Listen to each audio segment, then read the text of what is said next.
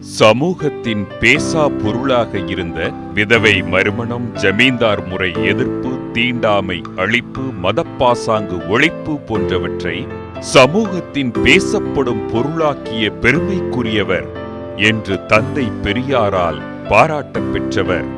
இலக்கிய சொற்பொழிவாளராக, வல்லமை மிக்க வசனகர்த்தாவாக, நாடக ஆசிரியராக, எழுத்தாளராக, கவிஞராக என்று செம்மொழியான தமிழ் மொழியை சமூகத்தின் பல தளங்களுக்கும் எடுத்துச் சென்ற எழுதுகோலுக்கு சொந்தக்காரர்.